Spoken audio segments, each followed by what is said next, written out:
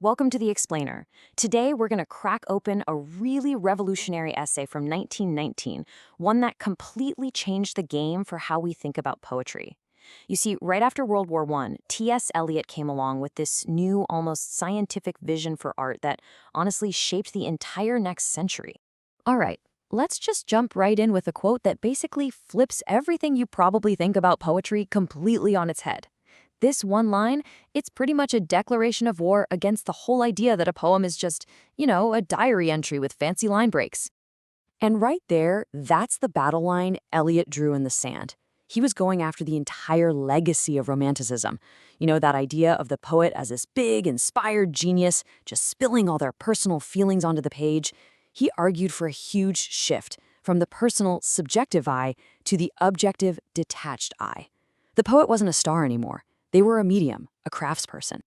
Okay, so you have to wonder, what was the big problem Eliot was trying to solve here? I mean, why did art need such a radical shakeup?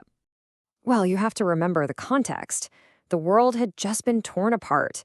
After the sheer industrial slaughter of World War I, that old kind of self-indulgent cult of personality just felt, it felt totally inadequate, almost naive. Eliot was convinced that art needed to get way more rigorous, way more disciplined, and a whole lot less about one person's fleeting feelings. And his solution? It all started with completely redefining a single, really powerful word: tradition. When most of us hear the word tradition, we think of something kind of dusty, right? Something you just passively get handed down. Well, Eliot, he threw that idea right out the window. For him, tradition isn't some family heirloom. It's a conquest. It is something you have to actively fight for and win. And this conquest, as you can see, requires great labor. That's step one. It means putting in the work, the tireless study. But then, look at step three. It also demands a kind of sacrifice. You have to be willing to push your own personal quirks and eccentricities aside, to submerge your own personality for something bigger. That's how you truly innovate, instead of just, copying what came before. This all leads to his big idea of the historical sense. What does that mean? It's this ability to see the past as something that's long gone, but at the same time, something that is still incredibly present. It's about understanding that, yeah, Homer wrote thousands of years ago, but his work is so immediate, so powerful, that in a very real sense, he's still right here with us. He's our contemporary.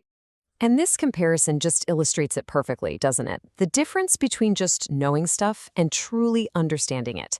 The pedant, they can go memorize every single artifact in the British Museum, but all they have is a pile of dead facts. The true artist, on the other hand, someone like Shakespeare reading Plutarch, they can absorb the entire spirit of an age from just one source.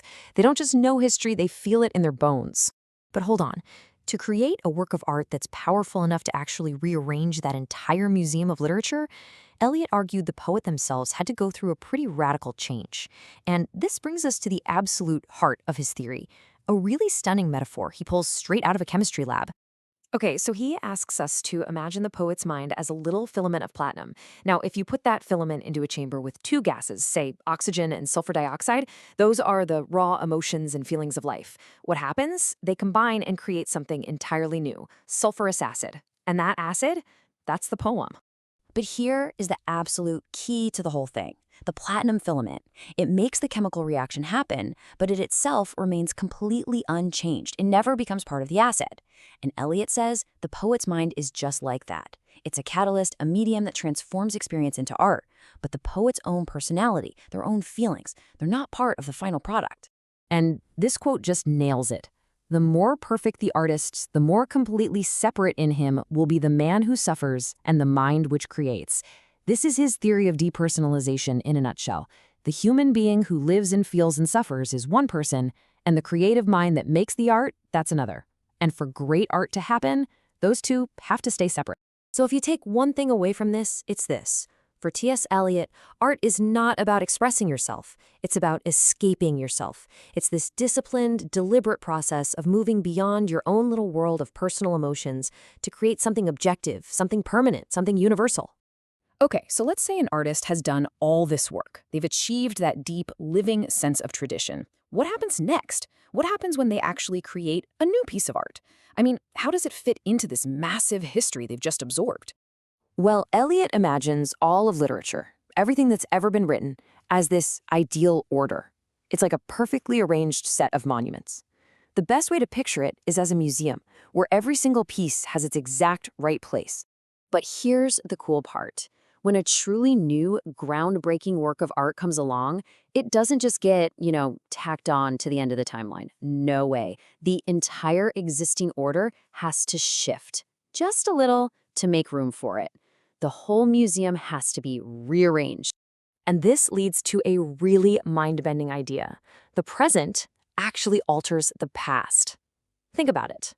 Your understanding of Shakespeare is fundamentally different after you've read T.S. Eliot. Why? Because his work gives you a brand new lens to see everything that came before him. Now, this whole theory, it became the bedrock of modern literary criticism for like half a century. It was huge. But looking back on it now, it's definitely not without its own flaws and controversies. His biggest gift to us, really, was teaching critics to focus on the poetry, not the poet. He fought against what's called the biographical fallacy, the idea that you have to know about an author's life to understand their work. He said, no, just look at the art itself. And that one idea, honestly, shaped how literature was taught in universities for decades. But of course, today, we can see the theory's blind spots pretty clearly. For one, critics rightly point out that his idea of the mind of Europe is incredibly Eurocentric and, frankly, pretty elitist. And they also ask a really important question. Is it even possible for a mind to be a truly neutral catalyst? Isn't every artist shaped by their own history, their gender, their social class? And so that leaves us with the central question that really redefined 20th century art. Is the artist a personality that needs to be expressed, or are they a medium that needs to be perfected?